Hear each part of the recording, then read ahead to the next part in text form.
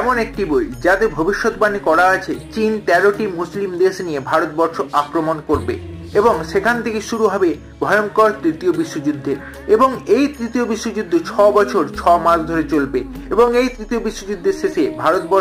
ভারতবর্ষ সেই যুদ্ধে জয়লাভ করবে এবং গোটা বিশ্বে রাজত্ব করবে।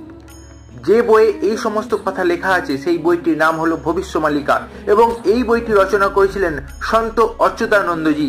তিনি এই বইয়ে লিখেছেন 2024 সালে শনিদেব যখন মীন রাশিতে প্রবেশ করবে ঠিক সেই সময় থেকে 2030 সাল পর্যন্ত ভারতবর্ষে এক উদ্বেগজনক পরিস্থিতি তৈরি হবে, যেটা ভারতবর্ষের পক্ষে খুবই দুশ্চিন্তার। এই বই অনুসারে একটি মহামারী শুরু হবে এবং তখন থেকেই পৃথিবীর বিনাশ শুরু হবে, অর্থাৎ করোনা মহামারীকেই এই বইয়ে ইঙ্গিত করা হয়েছে। এছাড়াও এই বই অনুসারে যখন জগন্নাথ দেবের মন্দিরের পূর্ণ ধ্বজে আগুন লেগে যাবে এবং জগন্নাথ